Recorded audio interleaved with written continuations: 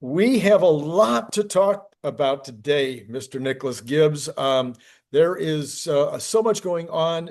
I'm guessing that the folks in the audience today are mostly interested in Robotaxi and the price of Tesla stock, but they might have already heard a lot about that. There's going to be a ton coming after that. We're going to talk about that first, but we're going to talk about housing. We're going to talk about immigration. We're going to talk about Iran. We're going to talk about the Mm. big, beautiful bill. I mean, we're going to talk about a whole host of things. And believe it or not, all of them tie back to the value of Tesla. Wow. There you Wow. go. I mean, Buckle up, everybody. Here we go. buckle up. Here we go. Well, let's start again. Let's start right from the top. Let's go ahead and think about what your feelings have been, what your view has been, how you're seeing the Tesla rollout in Austin. What can you add to the conversation? Great question. I think that the rollout, contrary to what other people will say, and credit to the Tesla community for being objective and self-critical, but I think the rollout was perfect. Right. I think it was um there were a couple quirky moments, but as far as a rollout in aggregate, it was perfection to me. Because had there been not a single hiccup or a single like weird little thing, I think a lot of people would have thought it was very orchestrated, or there's a lot of um, I don't know, intercepting from their command center. Mhm. And I think it allowed for kind of the reality that this is a launch event, you Right. know. But those little quirks were so inconsequential that I thought it was a very perfect rollout. It went well. There were really no mistakes. It was everybody had a great time. It ate up the entire internet for all of Sunday. Um, I thought it was excellent. And after seeing how well it went, I have a couple theories. They're not all mine.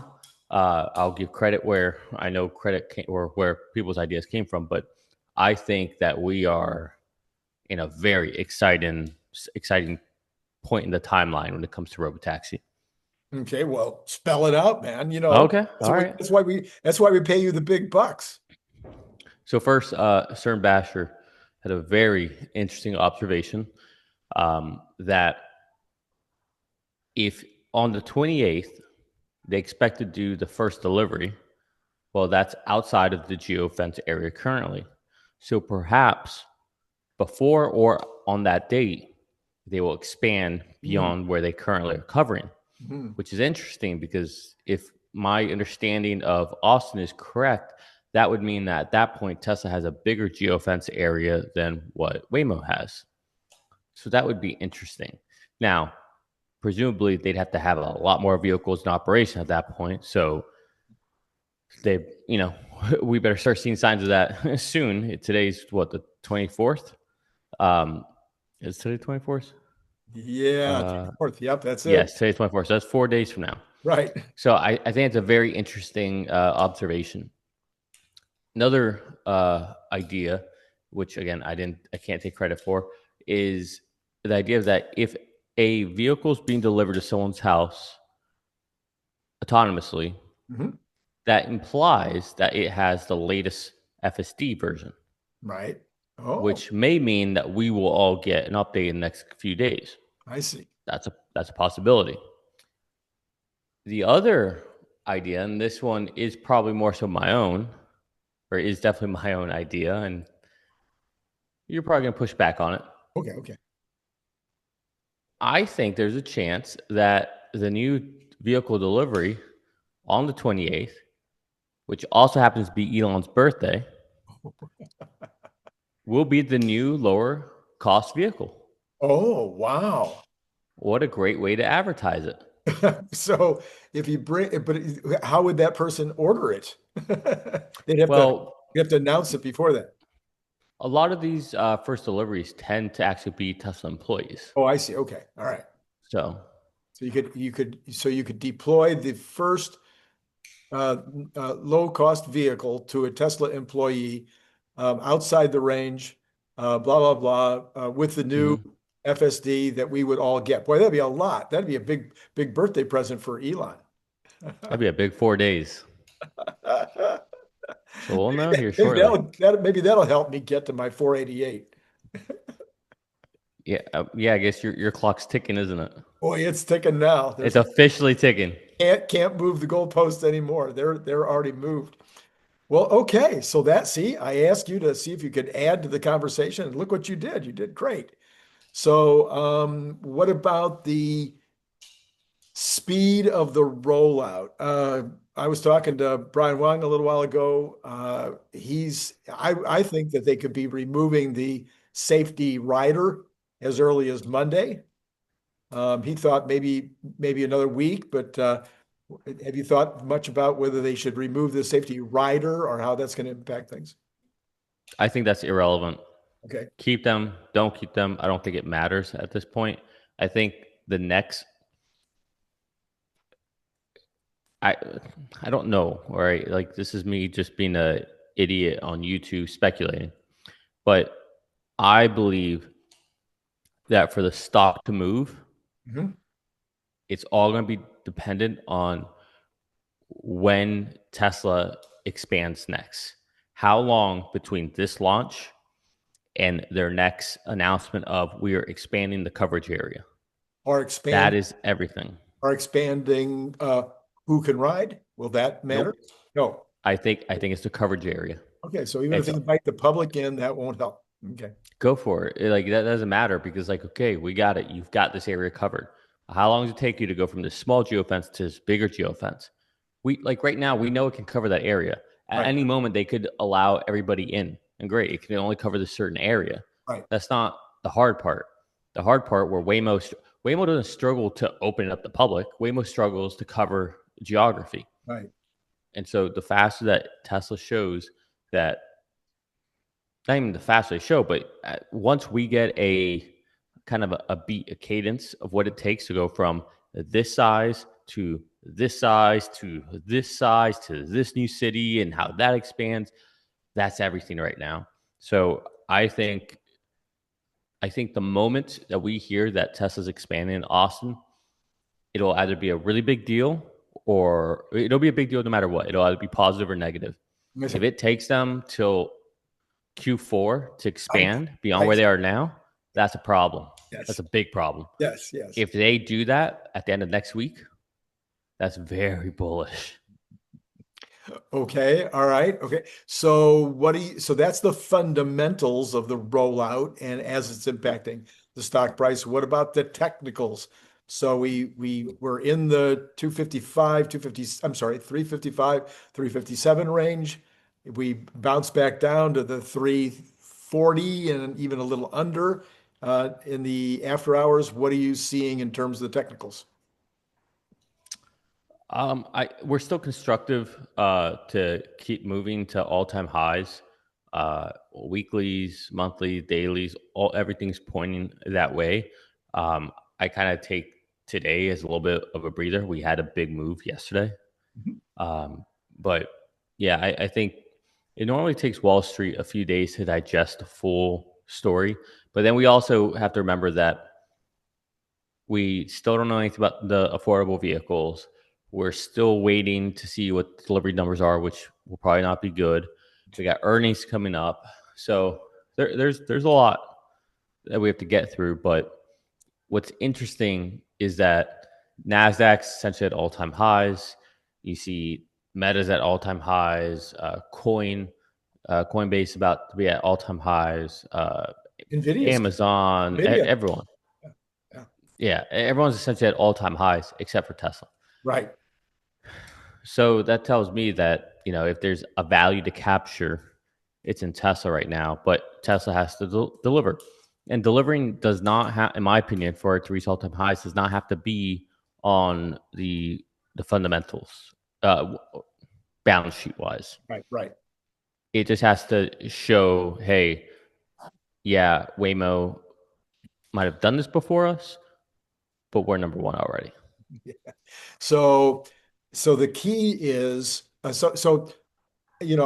been talking about this rolling catalyst or this continuous catalyst over the next couple of months as all of these things happen, expand territory, offer it to the public, take out the safety rider, all these different things that are potential catalysts.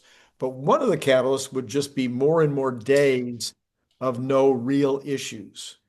And so, as you pointed out early on, there was no real significant issues so far. A few little minor things. I was, again, in my conversation with Brian Wong, we were talking about, you know, I make all the same, I've done all the same things that happened to the Robotaxi on Sunday or Monday. I go over the speed limit all the time. I don't know about you. I know I'm probably you're exactly on the speed limit every single minute of every single day. That Yeah, that's not an issue, by the way. It's actually the law that you have to go with the flow of traffic. So sometimes the law is that you have to go above the speed limit if the flow of traffic is going. Otherwise, it's not safe. So I don't even see that as an issue. Anyway, But I agree with you. I agree with you. we all make these little mistakes. We glance They're not even away. mistakes. They're All not even right, mistakes. we are They're inattentive. We uh, miss our freeway exit. well, okay. So like the Route Mauer one, Yeah, where it had that kind of little jog. right. I don't think that was a mistake. That was a change of decision making. It Oh, was, hey, should I take a left here? Nah, let's keep going straight. It's like that's not a mistake. That's changing decision mid turn, and you know you could do it safely because you can see what's around you. Like right. that's I consider that an advance. I know it doesn't look the most aesthetic, but I think that's an advanced decision making and ability. That's not, especially if you're doing it safely. All right. So back to my original idea. So every day that goes by that there's nothing significant, not and if there's minor incidents, but there's nothing significant. Every single day that that happens is like layering on to Mm. the narrative that this is successful.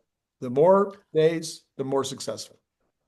Not until they are covering a bigger area than Waymo. Okay.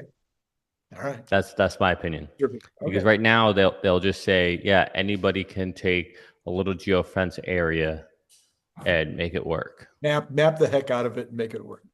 Yeah, because that's what they think that's happened, and we don't actually know. We're assuming that's not what happened. So Yeah. So adding in the rest of the Waymo neighborhood and or even more than that, as you point out, by the 28th, in order to make this delivery would be a pretty big deal. All right. Okay, cool. I like it. All right. And we've talked about the stock price. So let's move on to Iran. And how does that apply to Tesla? Well, if Iran doesn't get solved, then the market goes down, the market gets worse, the economy maybe takes a hit, and Tesla gets impacted. But Iran was solved, and now we have a president who's really sitting in the catbird seat. He is in the most power. He's the most powerful he's ever been. I feel internationally as well as domestically. He should be able to move the big, beautiful bill along just by the fact that he's all of a sudden a bigger. Um, he's almost to cross over Obama's highest ever ratings this late in the term. Obama had very high ratings at the very beginning of his first term, but immediately came down. And it looks like Trump will pass Obama here in the next day or two. So he's in a pretty good place right now to make things happen. And that should be good for the economy, good for car sales. What do you think? yeah, I think he's in a very good spot. The whole, I mean, talk about threading a needle. The whole Iran situation, nobody thought that. Well, I don't say nobody. I literally said to you, go do it if it can be a Gulf War situation. Don't do it if it's going to be in Iraq.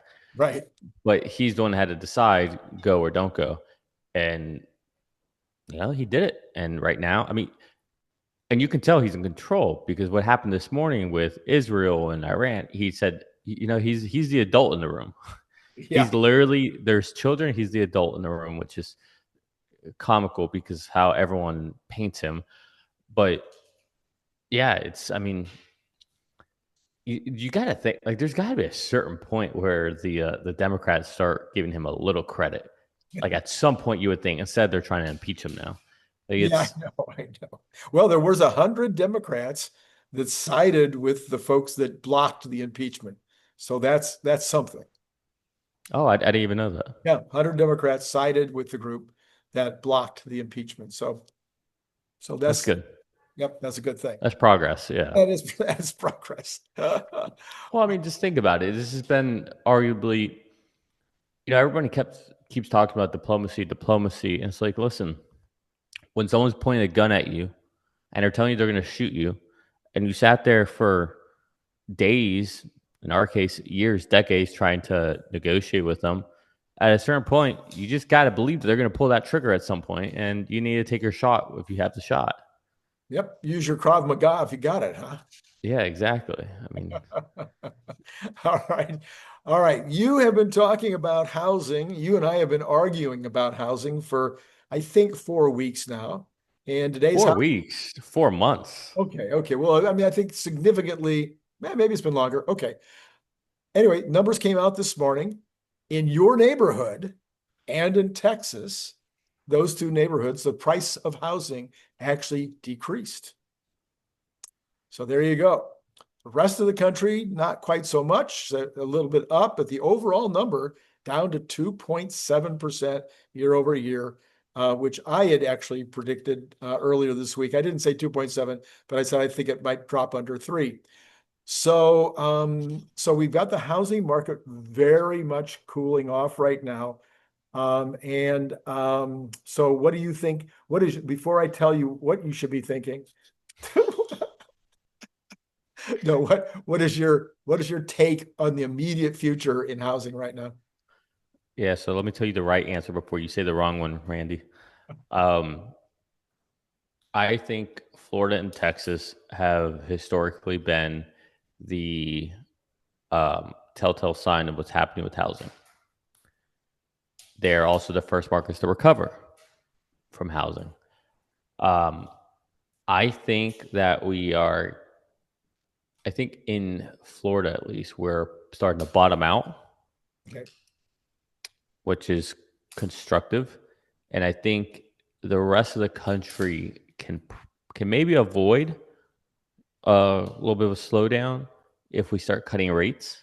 Mm, But barring cutting rates, I think the rest of the country is going to start to have to get a little repricing action going on. So I don't know. It's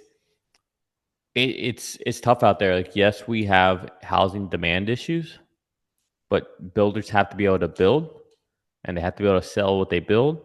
And buyers, on frankly, at a 6-7% rate. I mean, if you just took $1 million house, just to use the easy numbers, right.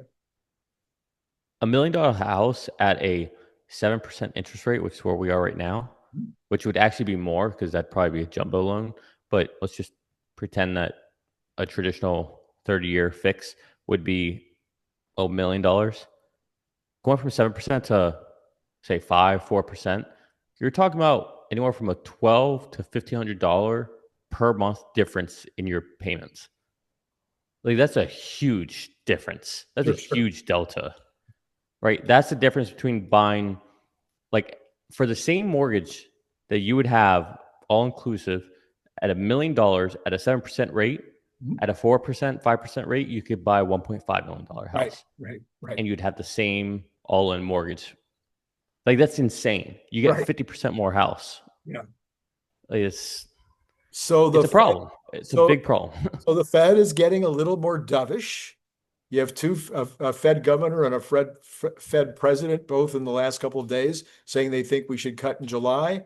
And then the Fed chairman came out today before the Senate committee and said, well, he wouldn't take it completely off the table, but he doesn't think it'll happen in July. So the September cut seems to be pretty well guaranteed. The July number is getting more and more likely, and the bond market did fall back under 4.3 today to 4.29 something.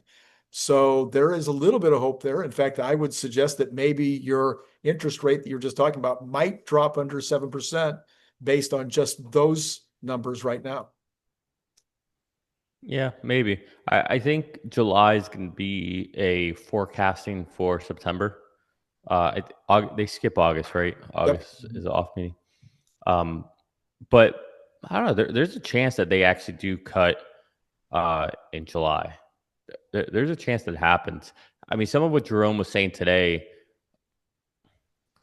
it didn't sound like he was going to cut or he wanted to cut, but it also kind of alluded to like it's not off the table. Right. Like more so than we've heard him talk. Right. So I don't know. It's like he's waiting for this inflation to come through from tariffs.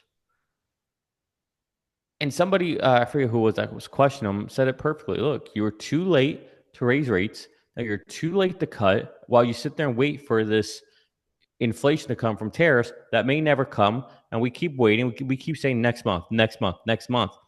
And we keep saying that, oh, it takes time for it to work through the numbers. Well, not really. No, tariffs. It's pretty immediate. And he acknowledges that it's not inflation anyway. It's a price increase. So, yeah. It's a one time. Yeah, exactly. And even then, like it's some of his wording's a bit lazy.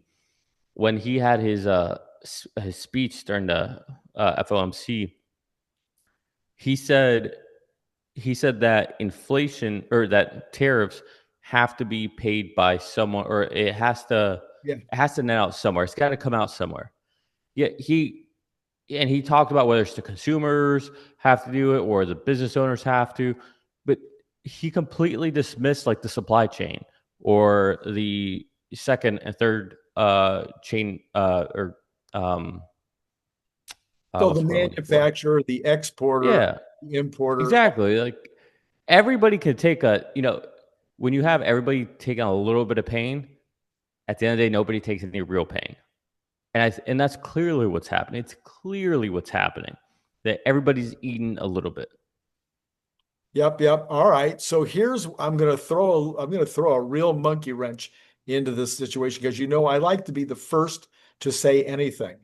And I know that this is, like you just said, we're just a couple of bozos here on this little YouTube channel, but over and over and over again, between you and me and some of the other guests, we break news that CNBC should be calling us because nobody has said this yet.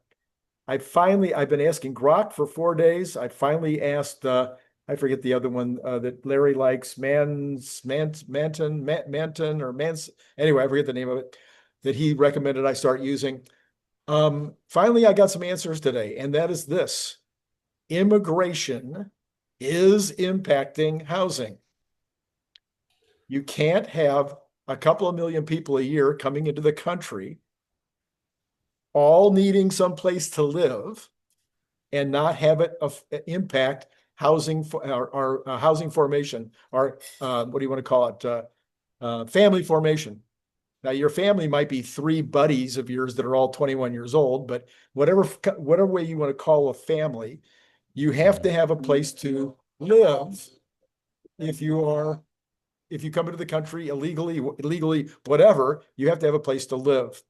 So if you got 2 million people coming in, let's say the average family formation for these individuals is 4, well, that is a 500,000 units of property that you need to build or is going to be taken off the market that might have been on the market. Now you reverse that, you completely stop that immigration and you reverse it, and maybe 1 million people going out this year. I'll be coming up with the graphs later this week. I'm still working on the finalization of this, but it turns out to be a significant impact on housing. And what 2 states would you think might have some significant impact from out-migration and from no immigration? Oh, Texas and Florida. I was going to say Massachusetts, Seattle. So that could be impacting the numbers because some people say, well, they're not buying houses. No, they're renting, but it's all attached. People are making decisions between renting and buying. As rents come down, people who might have been thinking of buying decide to rent, et cetera, et cetera. Hmm. It's all everything is in the margin. So this could be impacting Florida and Texas, could be already impacting California, probably is, Arizona, et cetera. And at some point, builders are not going to have to build as many units in order to get things back into balance. Yeah, I would believe that more for Texas than for Florida. I feel like in Florida, it's you kind of have just either I don't know. I feel like everything that's built these days is just luxury apartments and condos, or just really nice houses. You're not seeing a lot of that middle ground, or even like low income housing or affordable housing, whatever you want to call it. You don't see a lot of that being built in Florida right now. Um, but no, I hear you. It definitely has that impact. People got to live somewhere. Right. Yeah. So here's my addition to this. So I'm going to break my plan right here, but Oh. I think it's a plan that everybody can get on board with. This will be something that the Democrats and the Republicans could agree on. Uh oh. I think that Trump is already starting to talk about it. He Uh said oh. he said that we need to get employers in three industries to sign up their employees that have been with them for a while, that have been great employees that are not doing anything wrong, and say, okay, I need these employees to stay even though they're illegal. And he's been talking about that for 2 months now, at least. He said, I think that that's probably going to go into effect almost any day now. So that would be a large number of possible people that would be taken off the list, let's say, of places where ICE needs to go. I think you should go to the next step. I think you should have Marco Rubio, because it was Marco Rubio's deal. I think you should let Marco Rubio announce that we're going to do the Dreamer. Hmm. It was always a Republican plan. It was always something that Republicans were 100% behind. Well, 100%, so that's a stretch. It was something that the Republicans were largely behind. If we build the wall and we don't let more people in, then the Dreamers can stay. So I think we should let the dreamers stay. I think we should let more than just those three industries. I think that it should be broader than just those three industries, of other individuals who can stay, who've been here for a while and who are vetted. Every single one of these people would need to be vetted before they would be, agreed to. They can't be having criminal activity or other problems, be a menace to this to society, or be on the dole. They have they have to be useful, helpful people. So this would, I think, reduce the tension in the country around the issue. It would reduce some of the blowback from the Democrats. It would probably make a lot of those people future Republican voters. It would reduce the amount of work that ICE needs to do, and it would take a little pressure off the economy, which is definitely being impacted by no immigration and a lot of and some out migration. I think you're right about everything you said, and Trump's definitely been talking more and more about this. But I don't think you're right about it would appease a lot of Democrats. Oh, I only say that because it seems like no matter what, it doesn't matter what stands or what Trump does. Anything he does, it's bad and it's wrong and it's messed up. Like there's no objectivity. There's no nuance or room for an olive branch of any means. And not to label all Democrats that way, but I mean, again, you see all of the main voices within their party. Like again, just look at AOC. She's sitting there calling for his impeachment. It's like for what? yeah. For making the world a safer place and creating peace between two countries? Oh, and for doing something which every single president since World War II, except for Ford, who was only in office for a year and a half, every other president since World War II has done some military action without asking Congress. Yeah, yeah. It's crazy. I mean, I don't know. I, it just see. I don't know how else to say this, but you see Trump doing a lot of things that 4 years ago Democrats would have been celebrating. Right, If right. and if anyone else did it, you see Trump bringing in a lot of Democrats, whether it's Tulsi, RFK. You see, you see Trump not wanting to go to wars, instead wanting to have peace. Despite what everyone thought, oh, here we go, here's another war, here's another just he says he was about peace and all that. Sure enough, look at that. It's not an extended war, and he told Israel to stop what they were doing. It's like there's a certain point where it's like, come on, guys. You complained about eggs the day he got into office, saying how they're so expensive. A month and a half later, they're down by over 50%, and you don't say anything. All right. Inflation is down. The economy is booming. Markets are all-time highs. Like, what are we doing? Like, he's calling for the Fed to lower rates because we want the economy going. We want people to have more affordable housing, and even that you're not for. Like, you saw that today when they're grilling Jerome Powell. It's just nuts. It's there. There's no, and don't get me wrong, Trump doesn't do himself any favors either, but it's not like he's exactly the king of olive branches. Um, but like, there's a certain point where it's like, if you just gave a little, if you just gave a little, if you just would just say like, hey, that was actually a good decision. I didn't think it was going to be. I didn't think it would end like this. Hey, give Trump a little bit of credit. If Right. they would just, if anyone would just do that, man, this what could happen with this country if everyone just got along for 2 seconds?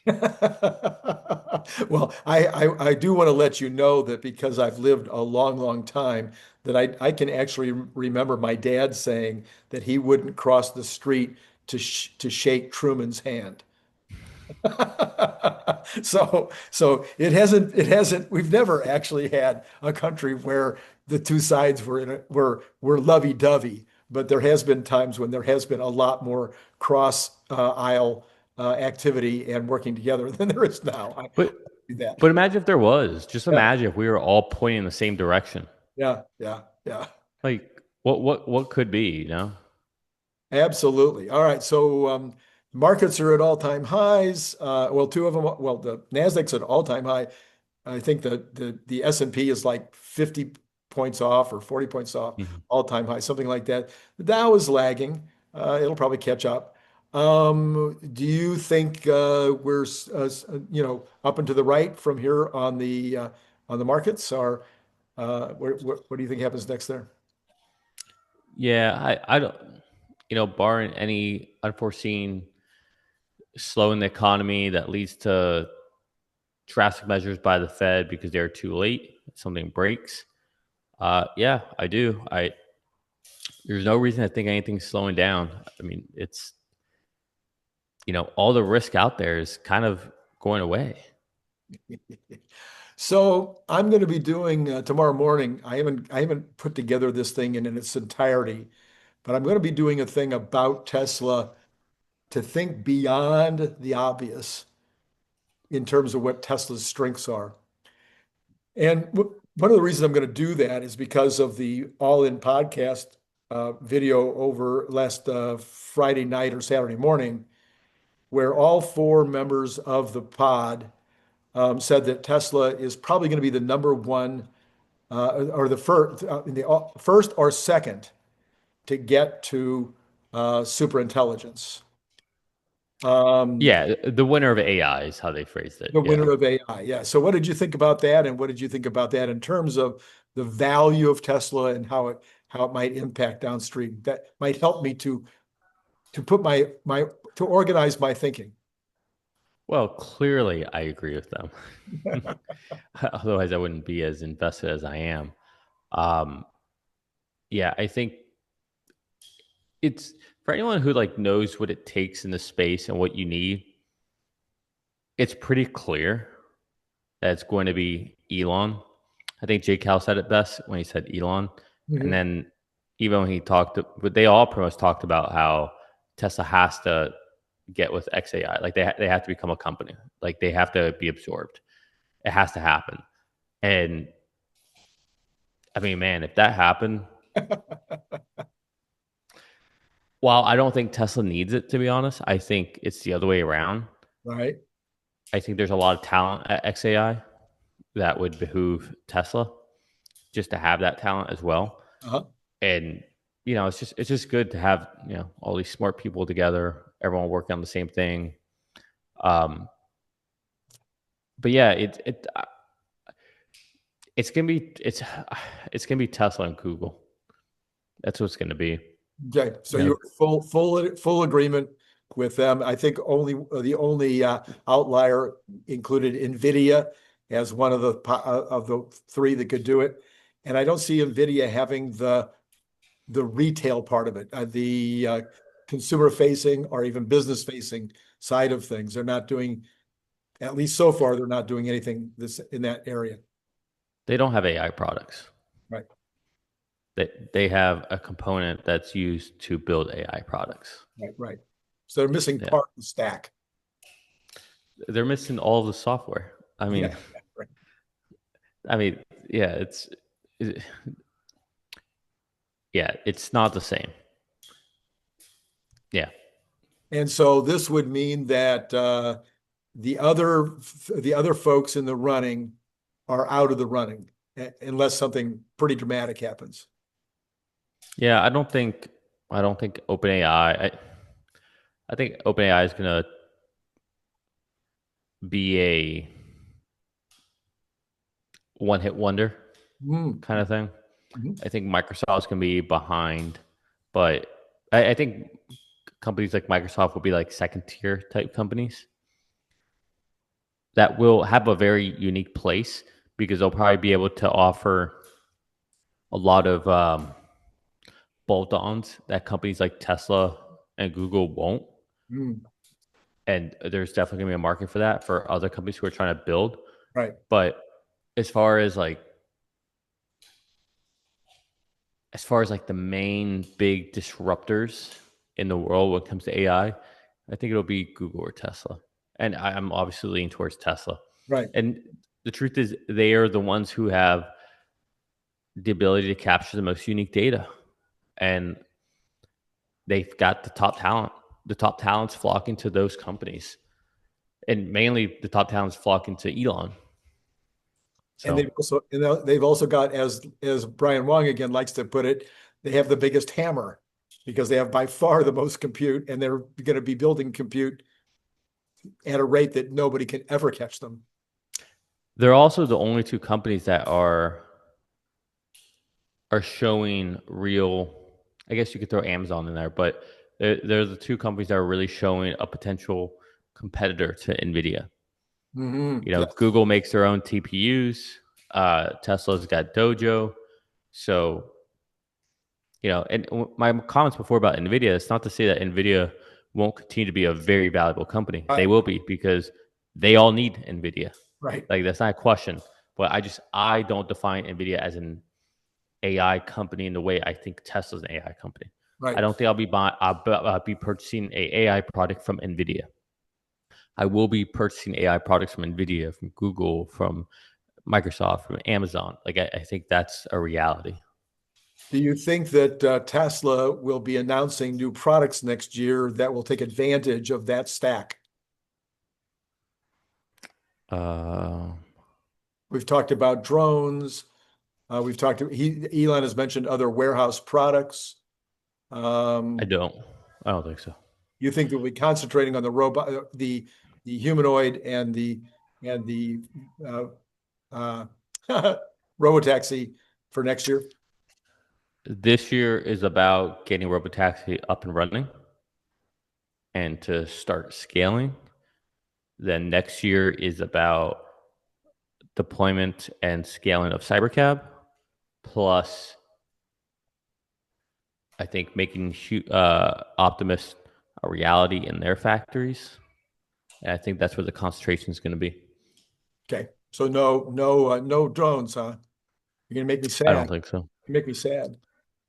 I don't think so. I I don't think Tesla wants to get into drone space. If anything, I think SpaceX would, but I don't. I don't even know if I want them to get into that space because then that starts to lead into more of the military stuff. Military. Yeah, yeah. Okay, well, the stock market right now is still trying to take a little bit off the top of Tesla. So down 0.56 in the after hours, after being down 2.35 today.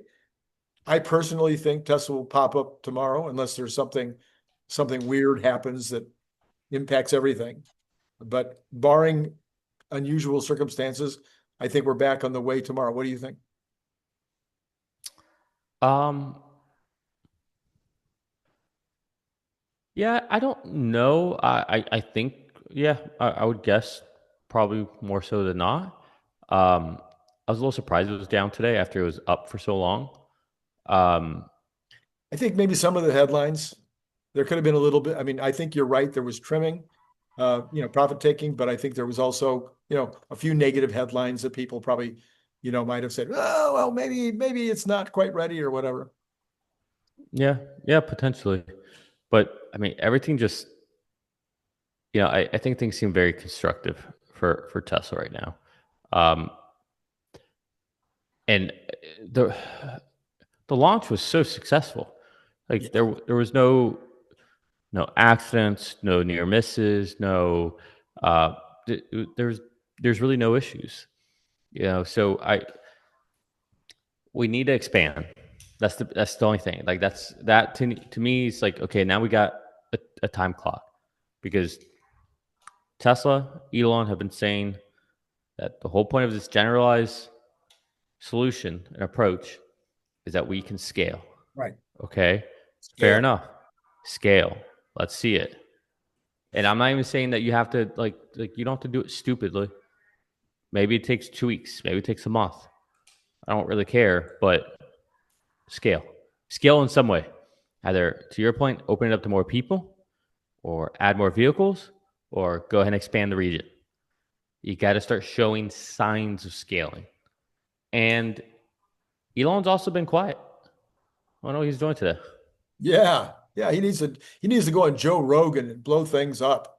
I mean, like, did he even post much today? I don't know. I don't know. He gave a heart to Alexandra. He wrote true on something. I mean, Yeah. Yeah.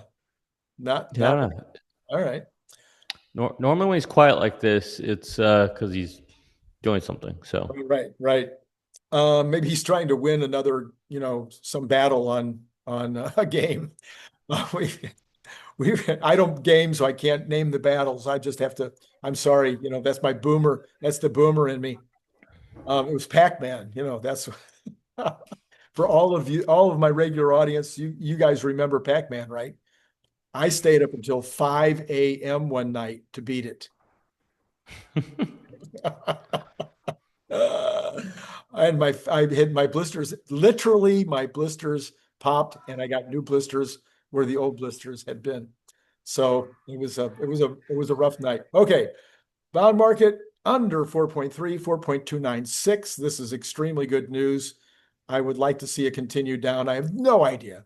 I'm not making any recommendations that I think I know which way the bonds are going to go. I do know that I think that the PCE is going to be very, very good on Friday.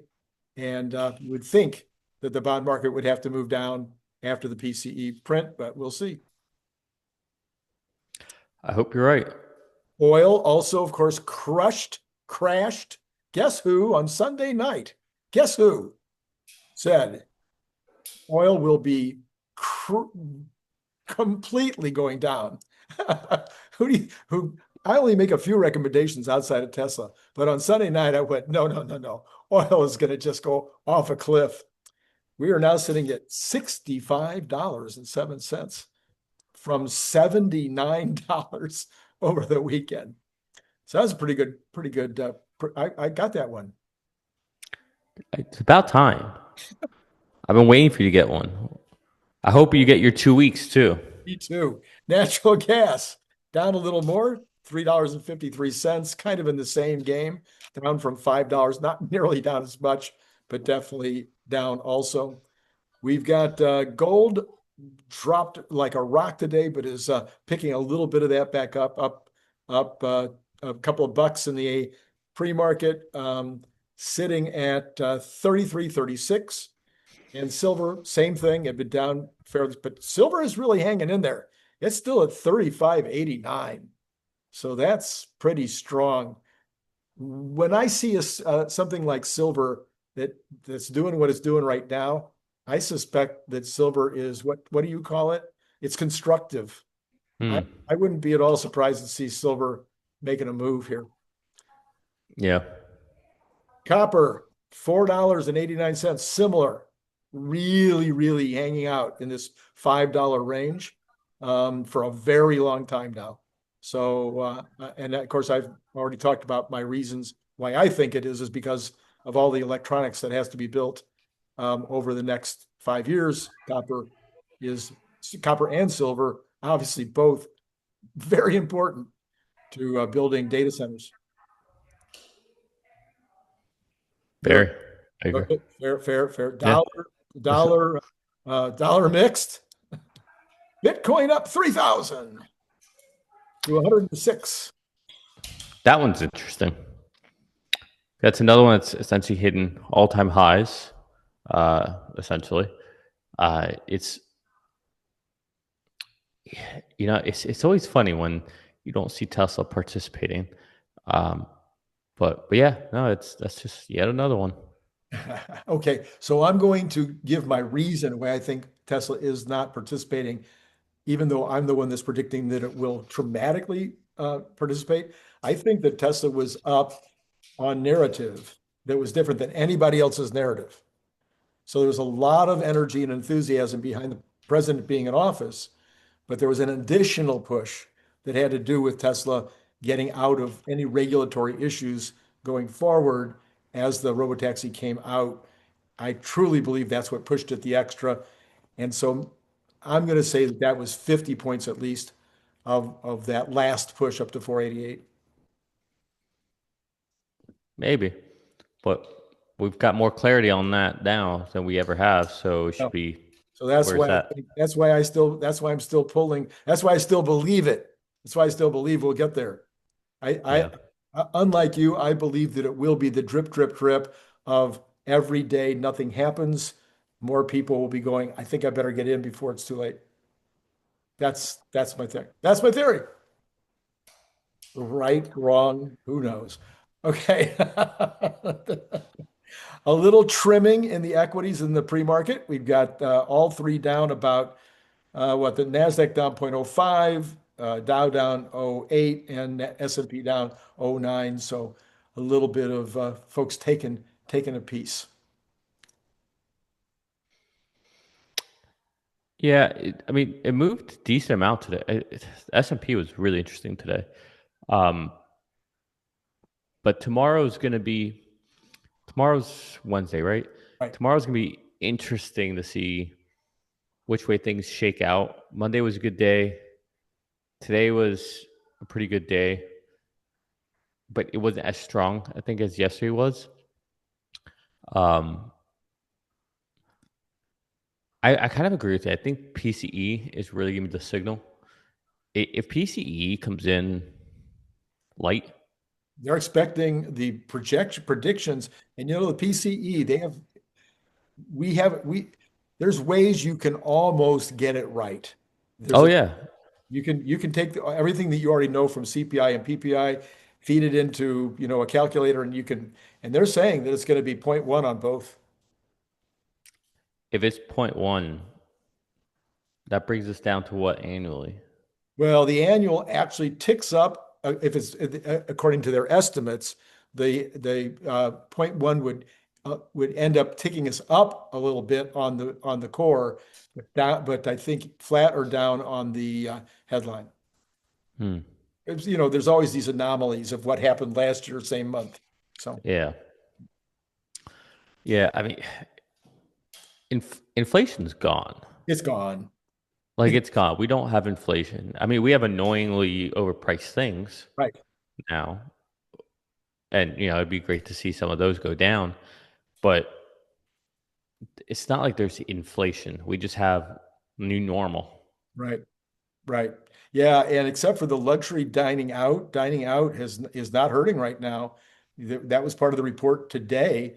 People are still going out to dinner. So the price of Well, that was one of the areas where the prices were going up the most was eating out, and people are still doing it. So it's but what do you expect when you've got people who would normally save for a down payment on a house and then have a mortgage and all that? But now they're like, well, at a 7% rate, what's the point? I yeah, might as well just have my apartment and just go spend money on clothes and food and eating out. And so I think that's where a lot of that is being sustained.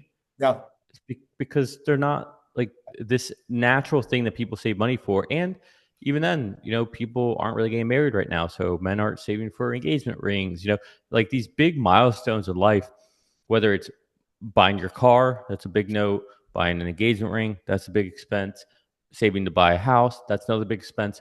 People are opting out for those. And so when you opt out for those big ticket items, well, then what? You got a lot of disposable income. they're putting it in savings.